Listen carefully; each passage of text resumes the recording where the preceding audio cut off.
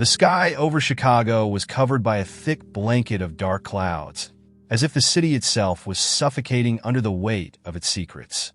The rain fell relentlessly, punishing the already soaked streets, while the wind howled through the narrow alleys, carrying with it an unsettling feeling, as if something ominous was about to happen. Michael Bennett, a veteran police officer with over 20 years of service, drove slowly down the main avenue, his windshield wipers struggling to keep the view clear.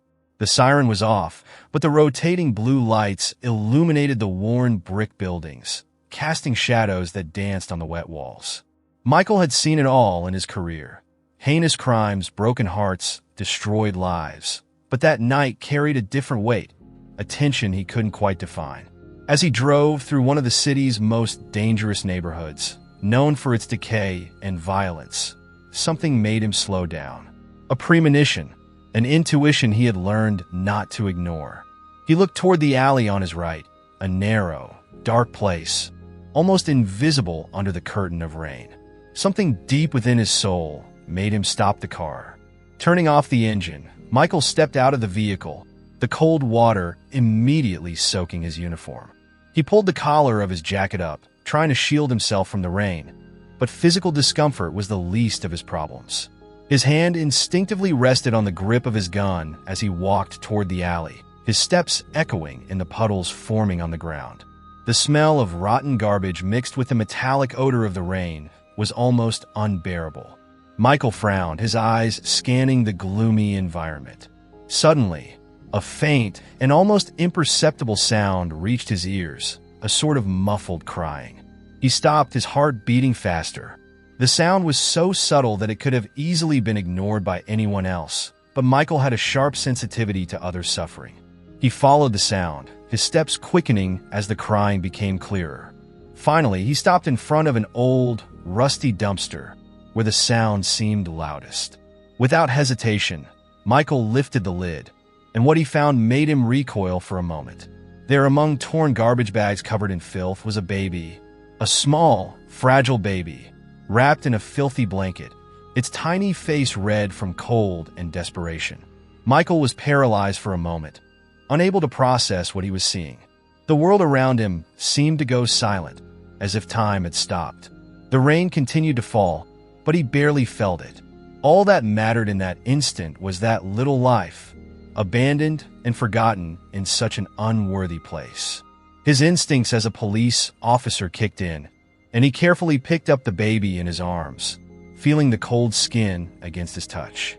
The crying stopped for a brief moment as the baby felt the warmth of Michael's body, but soon resumed, desperate for comfort. "Shoo, it's okay now," Michael murmured, his voice breaking with emotion. "I've got you. I've got you." He looked around, trying to understand how someone could have left a child there, alone, at the mercy of fate. His heart filled with a silent rage, a contained fury against the world that allowed such cruelty. With the baby secure in his arms, Michael ran back to the car, the sound of the rain now resembling a deafening roar. He had no time to lose. Inside the car, Michael turned on the heater and wrapped the baby in his jacket, trying to warm it up while he grabbed the radio. "Dispatch, this is Bennett. I need an ambulance immediately. I just found a baby in the trash. I repeat, a baby in the trash. Meet me on Oak Street, alley near 35th. I'm taking it to the hospital now." As he sped through the rain-soaked streets, Michael could barely keep his hands steady on the wheel. His heart was heavy, his mind racing with unanswered questions. Who was this child? Why had it been left to die? And above all, why did he feel that this moment would change his life forever? The city lights flickered through the rain, blurred and indistinct. But to Michael, every second was crystal clear. He knew that somehow, he and that baby were connected by something greater, something he didn't yet understand but felt deeply in his core. That rainy night in Chicago would not be forgotten anytime soon, for it was the beginning of a journey that would take Michael and the baby down unexpected paths, filled with pain, but also hope and redemption. The hospital, with its fluorescent lights and corridors smelling of disinfectant, was a stark contrast to the chaos of the previous night. The hours dragged on, and the clock on the wall seemed to mock Michael as he waited for news. The baby, now clean and wrapped in soft blankets, had been rushed to the neonatal ICU. The doctor, a man with a serious and tired expression, offered no guarantees, only that they would do their best. The baby was malnourished, hypothermic, and the absence of a name only added to the tragedy of its existence. Michael couldn't take his eyes off the door of the room where the baby was being treated. That little being had clung to his mind, to his heart, as if some part of him knew that their lives were irrevocably intertwined. He had no children, never married, and his world was shaped by lonely patrols and the darkness of the streets he knew better than anyone else. But now, the soft, fragile sound of that baby's cry echoed in his head, a sad melody he couldn't ignore. Finally, the doctor emerged from the room, his expression slightly more relaxed. "He's going to survive," he said, and Michael felt a weight lift from his shoulders, but he knew this was only the beginning. 3 days later, the baby was handed over to the adoption system, and the case was officially recorded as abandonment.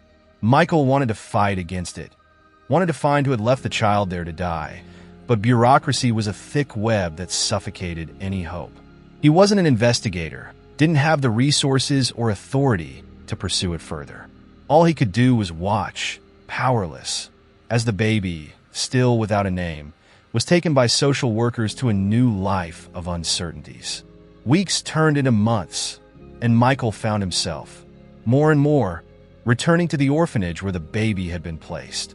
He never had the courage to go in, but he would stand there across the street, watching the windows, trying to imagine which one hid the little face he could never forget. The other officers began to notice his strange behavior, but no one commented. Michael Bennett was a reserved man, and his obsession did not go unnoticed, but it was not questioned either. Meanwhile, inside the orphanage, the baby grew. Without parents to get him a name, he was baptized Luke Anderson, a common name chosen by the social worker in charge of his case. Luke was a quiet, observant child, as if he had learned from an early age that the world was a cold, indifferent place. He didn't cry like the other children, didn't seek attention. His eyes, large and dark, seemed to see beyond the gray walls, as if he always knew there was something more out there, something he couldn't understand but desperately longed for. As the years passed, Luke became known as the lost boy among the caregivers at the orphanage. He rarely got into fights or caused trouble, but he also didn't form bonds with the other children. His isolation worried the adults, but what disturbed them most was the distant look he always carried. Luke seemed to be always waiting for something, or someone, that never came. With each family that came to the orphanage looking for a child, Luke prepared himself for rejection. He knew he wasn't the first to be chosen, nor the second. Families wanted babies, small, smiling children, not a quiet, introspective boy who seemed to carry the weight of the world on his shoulders. And so, he stayed, year after year, trapped in a cycle of silent hope and inevitable disappointment. And across the city, Michael Bennett continued his life, but never forgot. In his lonely patrols, in the endless nights, he still thought of that baby, of the boy he had found in the trash. He wondered if Luke knew, on some level, that someone out there cared, that he wasn't completely lost.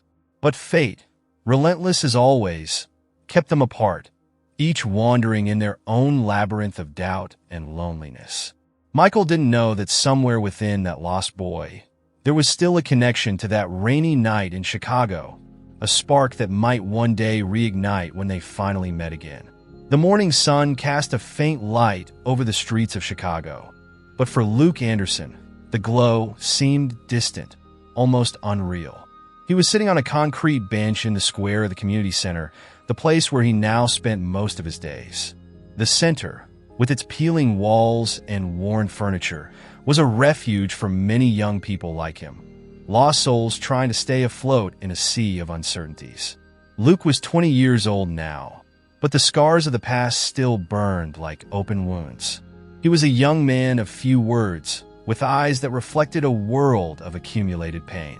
Every line on his face, every mark on his skin was an untold story, a fragment of a past he preferred to forget, but that always haunted him.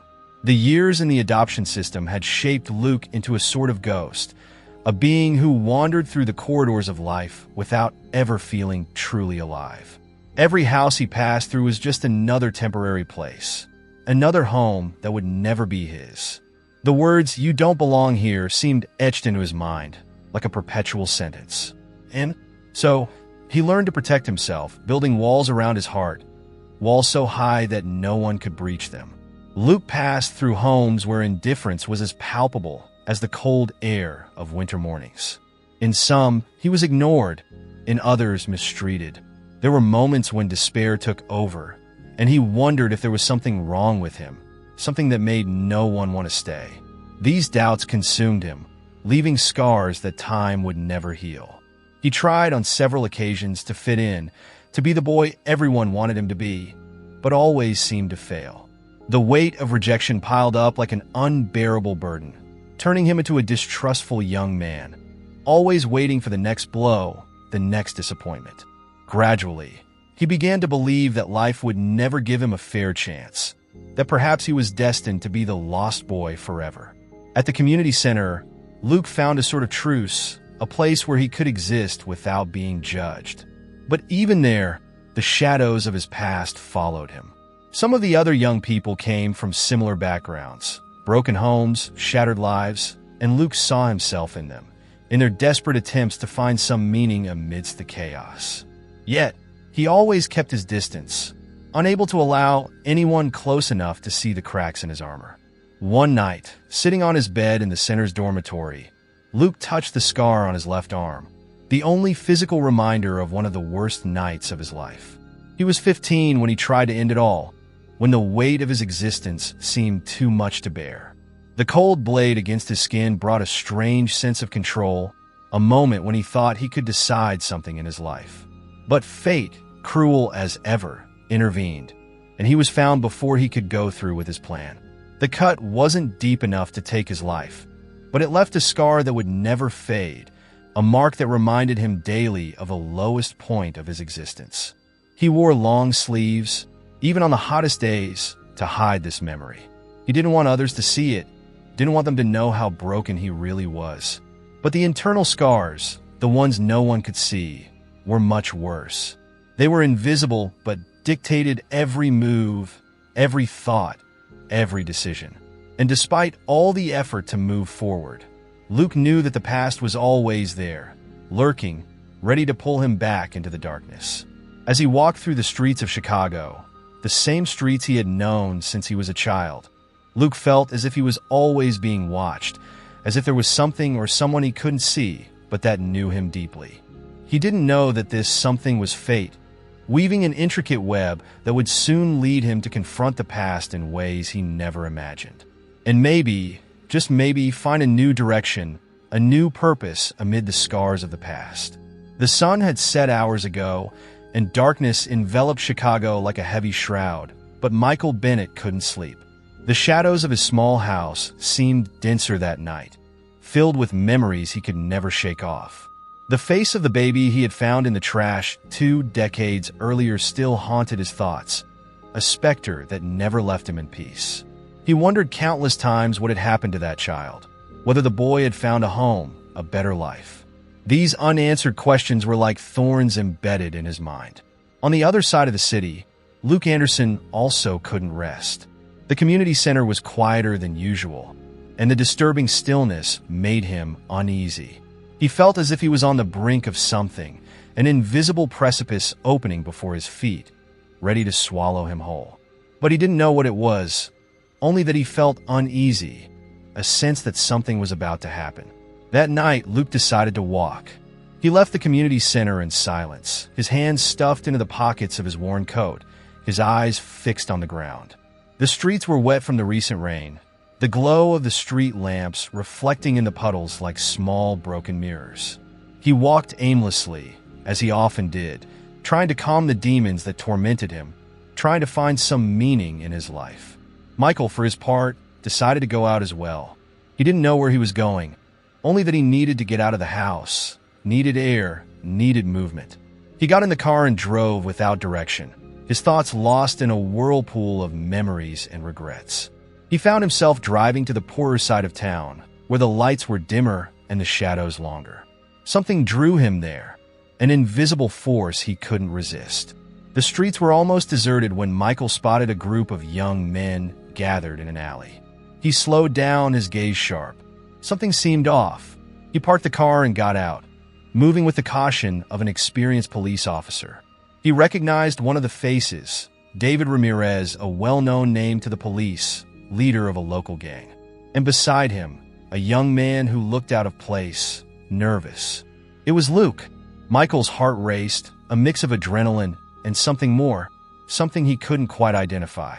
He approached slowly, catching snippets of the conversation. Ramirez was pressuring Luke, demanding something the young man clearly didn't want to do. The tension in the air was palpable. Suddenly, Ramirez shoved Luke hard, and Michael didn't think twice. "Hey, let him go!" Michael's voice cut through the air like thunder, startling the young man. Ramirez stepped back, his eyes narrowing, but he knew it wasn't worth confronting a cop, even one no longer active. "This isn't over," Ramirez muttered before retreating, followed by his crew. Michael approached Luke, who was clearly shaken. "Are you okay?"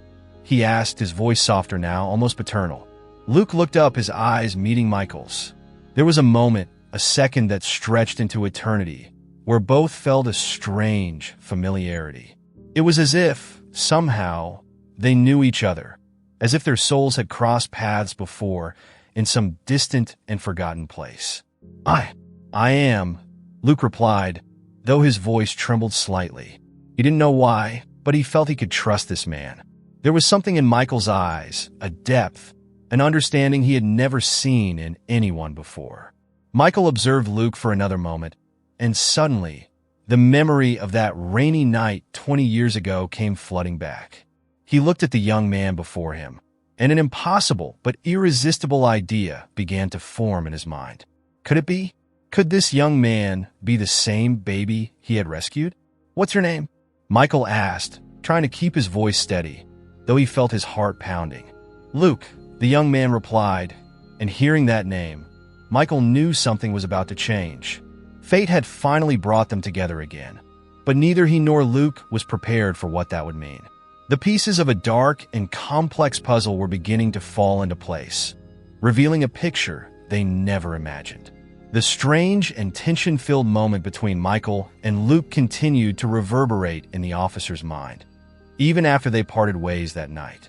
Something inside Michael wouldn't let him rest, an insistent voice, almost a wild intuition, telling him that this young man wasn't just another lost face in the streets of Chicago.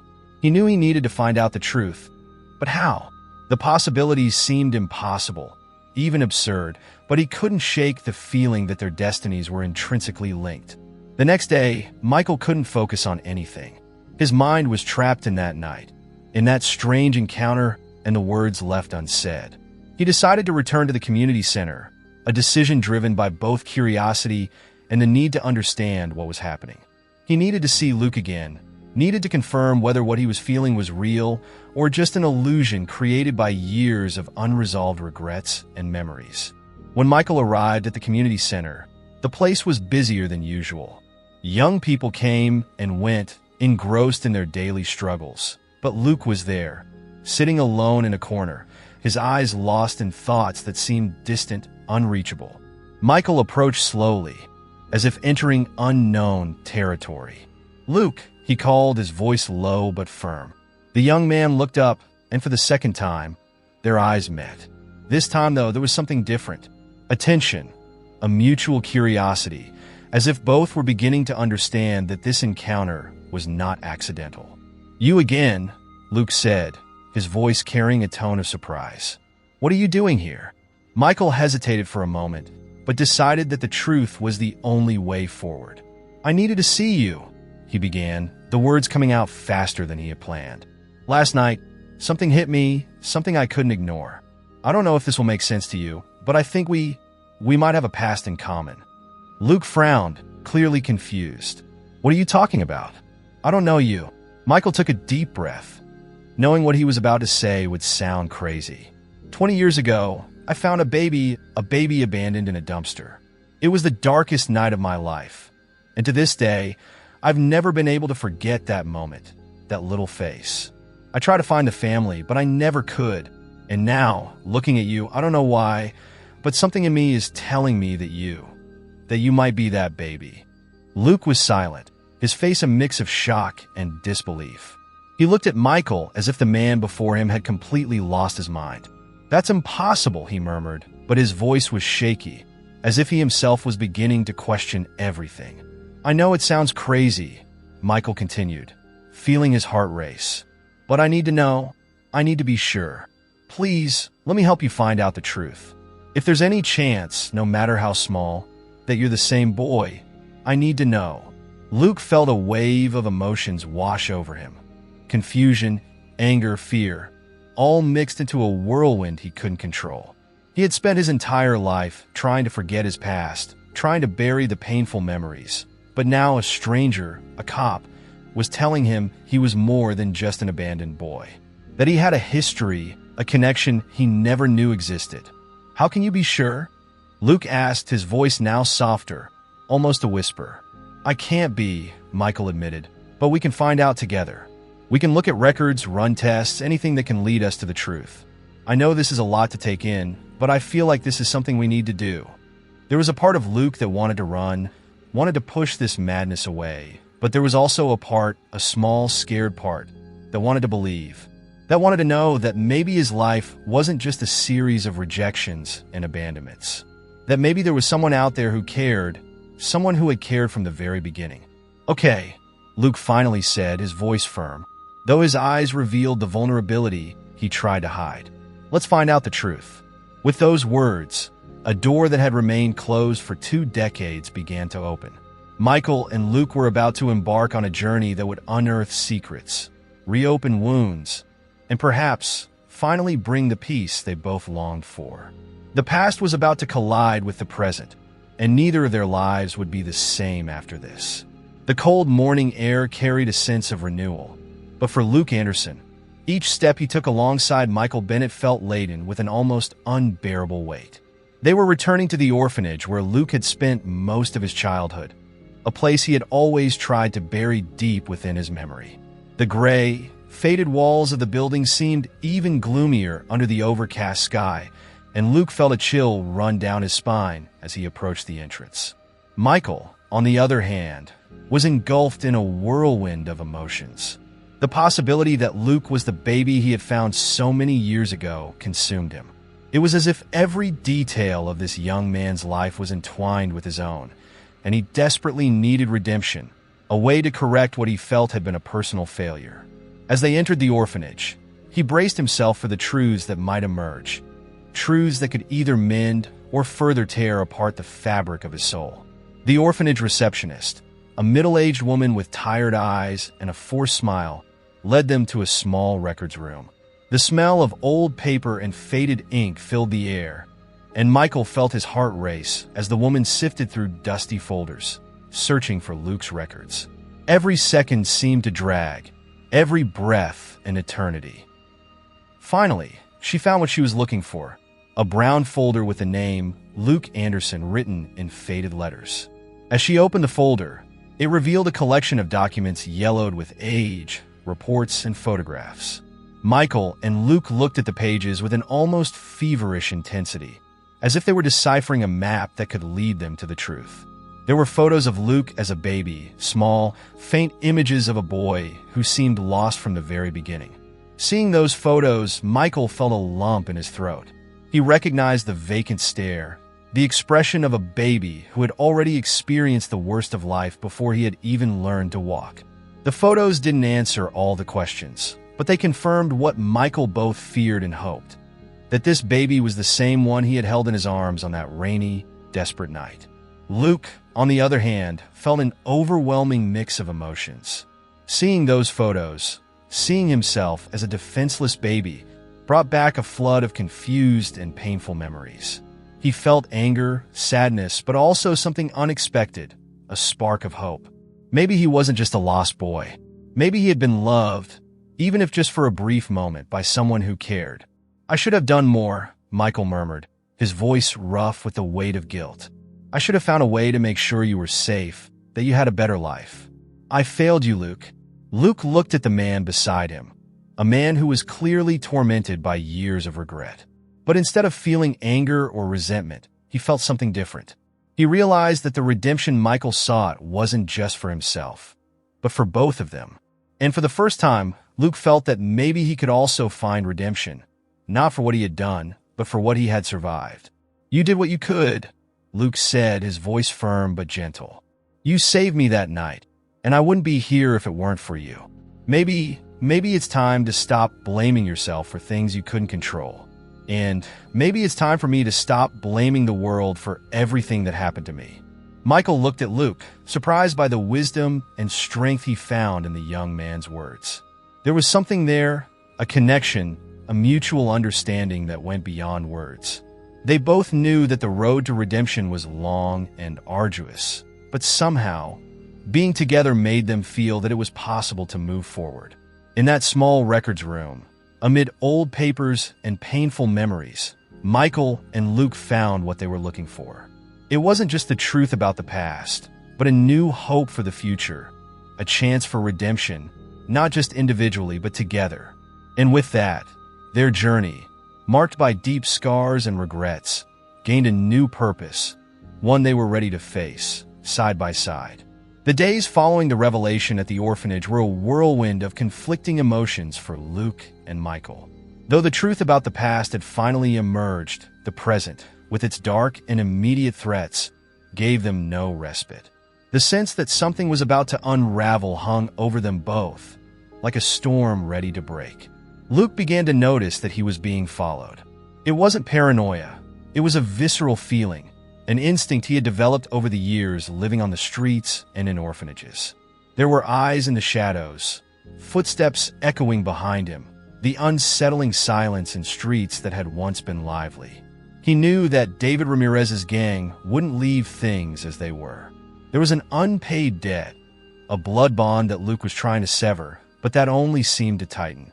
One night, as he walked back to the community center, Luke felt their presence. He quickened his pace, his heart pounding in his chest, but the shadows seemed to follow him, faster, more aggressive. When he turned a corner, he was surrounded. Ramirez, with his cruel smile and eyes as cold as ice, stood in front, flanked by his cronies. There was no way out. You thought you could just walk away, Luke? Ramirez's voice was low, almost gentle, but laced with threat. You thought you could just get rid of us? You're ours, you always have been. Luke felt fear rise in his throat, but along with it came a burning anger, a fury that had been repressed for years. He was no longer the helpless boy, the lost boy. He had found something or someone that gave him strength, and he wouldn't let Ramirez drag him back into that hell. I'm not yours, Luke replied, with more courage than he thought he possessed. I never was. Ramirez laughed, a short, humorless laugh. You think you can redeem yourself, Luke? You think you could just erase the past and start over? This isn't a fairy tale. You know how this works. No one gets out unscathed. Luke knew he was at a disadvantage, that fighting there could be his end. But before Ramirez could give any orders, a sudden bright light flooded the alley. Headlights, followed by the sound of car doors opening quickly. Michael, like an avenging angel, stepped out of the car with his gun drawn, his face hard as stone, his eyes blazing with determination. Let him go now. Michael's voice was authoritative, filled with a fury he rarely let show. Ramirez hesitated, but only for a second. He knew that a confrontation with a cop, especially one like Michael, was a battle he couldn't win here and now. This isn't over, Ramirez said, retreating slowly, never taking his eyes off Luke. You made your choice, Luke. Now you'll live with the consequences. With those words, Ramirez and his men disappeared into the shadows, leaving Luke and Michael alone in the alley. Luke felt his knees give way, the adrenaline finally dissipating, replaced by overwhelming exhaustion. Michael was by his side in an instant, holding him by the shoulders, offering the support he so desperately needed. Are you okay? Michael asked, the concern evident in his voice. Luke nodded, though his mind was still spinning, trying to process everything that had happened. I don't know how to thank you. You don't have to, Michael replied, his voice softer now. "I'm here for you, Luke. We'll face this together." But they both knew the threat was far from over. Ramirez wouldn't give up easily, and the world Luke was trying to leave behind wouldn't let him go without a fight. The danger was closer than ever, and the shadows of the present mingled with the ghosts of the past, creating a storm that threatened everything they had built so far. Yet amid the darkness, there was a light, the connection between Michael and Luke, a force neither of them had anticipated, but that had now become the anchor that kept them grounded. They knew the path ahead would be dangerous, full of obstacles and traps, but they also knew that together they were stronger. And with that strength, they were ready to face the threats the present would throw at them. The rain fell heavily, an incessant curtain of water turning Chicago's streets into murky, treacherous rivers. The sky was as dark as the emotions swirling inside Luke Anderson. He stood alone under the awning of an abandoned building, his hands trembling, not from the cold, but from the whirlwind of thoughts and feelings assaulting him. The city around him seemed like a reflection of his own mind, chaotic, uncontrollable, on the verge of collapse. The encounter with Ramirez had left deep scars, not just on Luke's body, but on his soul. He could feel the weight of the gangster's words like invisible chains, binding him to the past he so desperately wanted to leave behind. "Your hours always have been." The words echoed in his head, wrapping around his thoughts, suffocating any hope of redemption. The internal struggle within Luke was a silent but fierce battle. On one side was the boy who had grown up in the shadows, who knew despair and pain as old friends. The boy who believed the world was a dark place where no one came out unscathed. On the other side was the man he wanted to be, the man Michael saw in him. Someone capable of rising from the ashes, of finding a path to the light, even if that path was winding and full of obstacles. But the darkness, with its tempting whispers, was strong. "You can't escape what you are," it said.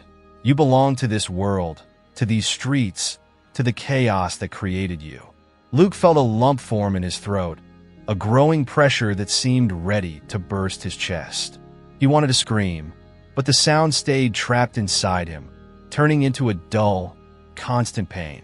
He looked out at the city's skyline, where the lights flickered, indistinct in the rain. It was as if the city itself was laughing at him, mocking his efforts to change, to be something more than the scars he carried. It was in that moment, when the darkness seemed ready to consume him, that a familiar presence appeared. Michael, drenched to the bone, stood beside him, his gaze steady but full of understanding. He didn't say anything at first, just stood there, sharing the weight of the silence, of the internal struggle he knew Luke was fighting. "I know what you're going through," Michael finally said, his voice low but powerful against the sound of the rain. "I've been there too, at the bottom, not knowing if I could come back. But you're not alone, Luke. I'm here, and together, we can win this battle." Luke looked at Michael, his eyes filled with a mix of desperation and hope. He wanted to believe, wanted with all his might to reach out to that extended hand, but fear paralyzed him. "What if I can't?" he asked, his voice breaking, almost inaudible. "What if I fail?" Michael stepped closer, placing a firm hand on Luke's shoulder. "Then I'll be here to pick you up, but you won't fail. You're stronger than you think. The fact that you're here, fighting all this, shows that you're capable. The real battle, Luke, isn't against Ramirez or anything out there. The real battle is against what's inside you, and that battle you can win." Michael's words resonated deeply within Luke. For the first time in a long while, he felt a spark of something different, something he had almost forgotten existed. It was hope, not a naive or blind hope, but a hope born of struggle, of pain, and of choosing to continue, even when everything seemed lost.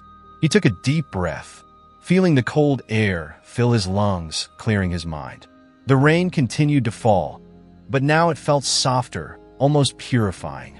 He looked at Michael, and for the first time, he gave a small smile, a smile full of gratitude and determination. "I'm ready," he said, and the words were like a declaration of war, not against the world, but against the shadows that had haunted him since childhood. He knew the road ahead would be difficult, that the fight would continue. But now he had something he didn't have before: an ally, a mentor, and above all, the belief that he could win, that he could finally redeem himself. Together, Luke and Michael left the awning and walked into the rain, side by side, ready to face whatever the present and the future held for them. The battle for Luke's soul was far from over, but in that moment, he felt that for the first time, victory was within his reach. The night in Chicago was heavy, charged with electricity, as if the city itself was holding its breath, waiting for something cataclysmic. The air was warm and humid, unusual for the season, like a dark omen. Luke and Michael knew that the inevitable confrontation was approaching, and with it, the chance to finally put an end to the cycle of fear and violence that had governed their lives for so long. They had received the information.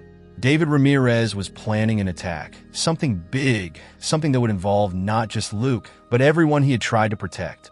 Ramirez wanted to make a show of power, a reminder that no one escapes his grasp unscathed.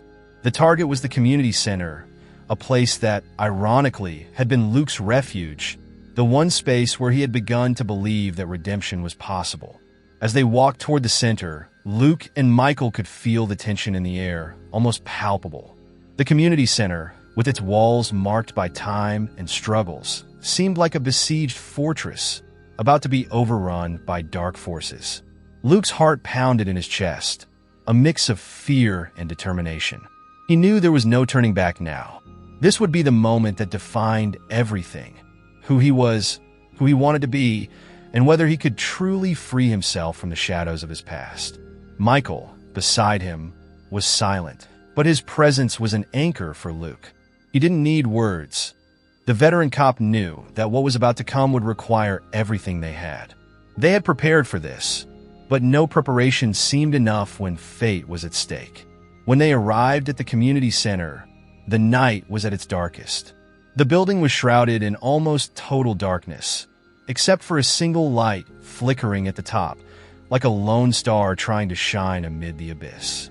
As they approached, they noticed the figures in the shadows, moving with predatory intent. Ramirez and his men were there, waiting, ready to turn that sacred place into a battlefield.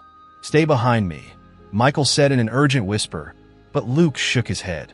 "Not this time," he replied, his voice firm, but full of unshakable determination. "I need to face this. Alone." Michael looked at him, his eyes hard but full of pride. He knew Luke was right. This was his fight, the battle he needed to win for himself, to finally break the chains that had held him prisoner for so long. Luke stepped forward, out of the shadows and into the flickering light. "Ramirez," he shouted, his voice echoing down the narrow alley.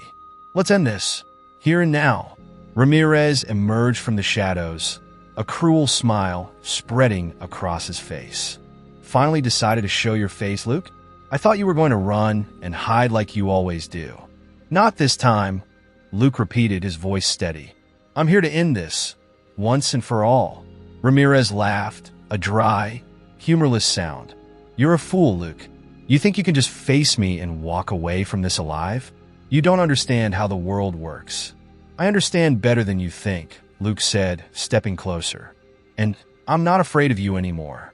The confrontation was inevitable, and when it began, it was like a violent, relentless storm. Ramirez struck first, with the brutality of a cornered predator, but Luke was ready. The fights he had fought throughout his life, the scars, both physical and emotional, had prepared him for this moment. Every punch he threw, every move he made, was driven by years of pain. Michael watched from a distance, ready to step in if necessary, but he knew this was Luke's moment. And as the two men fought, the sound of their blows echoing off the community center's walls, something began to change. Luke wasn't just fighting Ramirez. He was fighting his past, the shadows that had pursued him for so long. The battle was fierce, but slowly and inexorably, Luke began to dominate. He felt a strength within him, something he had never felt before. It wasn't just anger or a desire for revenge, but a deep need to be free, to finally be who he always wanted to be. And with one last powerful, decisive blow, he knocked Ramirez to the ground, leaving him defeated and humiliated. The silence that followed was absolute, except for the sound of Luke's heavy breathing. He looked down at Ramirez, but felt no pleasure in the victory, only a strange peace, a sense that finally the fight was over. He had won, not just against Ramirez, but against the fate that had seemed sealed so long ago. Michael approached, placing a hand on Luke's shoulder, a silent gesture of support and pride. "You did it," he said, his voice gentle. Luke looked at Michael, and for the first time in a long while, he smiled. "Yeah," he replied, "I did."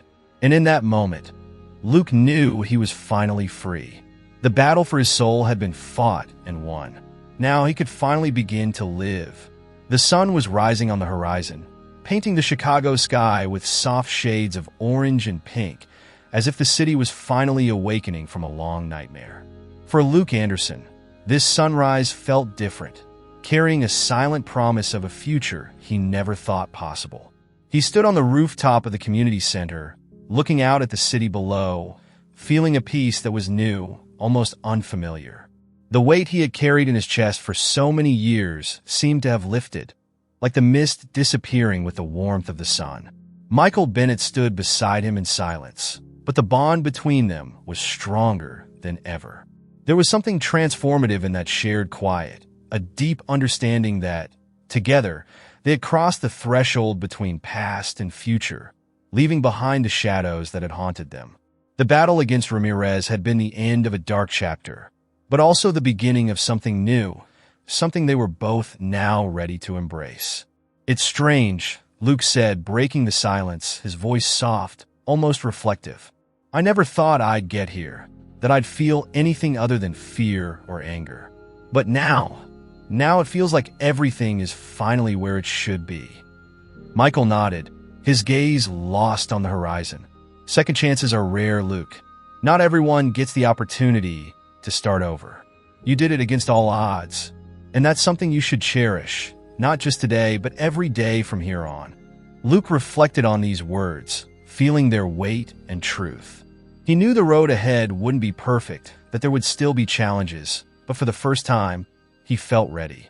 He was no longer the lost boy, the one who had been discarded like trash. He was someone who had fought, who had fallen and risen, and who now had the chance to build a life worth living. "I want to do more," Luke said, turning to Michael, his eyes full of determination. "I want to help others like me, others who are trapped in the same cycle of darkness. I want to show them that there's a way out, that second chances are possible." Michael smiled, a genuine smile full of pride. "I knew you'd say that, and I'll be right there with you, whatever path you choose to take." Together, they descended from the rooftop and entered the community center. The place that once seemed bleak now had a different glow, as if it was filled with possibilities. Luke walked through the hallways where so many young people like him sought refuge, and felt a new mission taking shape within him. He knew he couldn't change the entire world, but he could make a difference in some lives, and that was enough. That day, he and Michael began planning something bigger, an initiative to reach out to at-risk youth, to offer them the opportunities that Luke never had. They dreamed of a program that would go beyond simple assistance, something that would truly transform lives, that would give a voice to those who felt forgotten. The community center, which had once been a place of despair and survival, was about to be transformed into a beacon of hope, thanks to Luke and Michael. Together, they would show that second chances weren't just possible, but powerful enough to change the course of an entire life.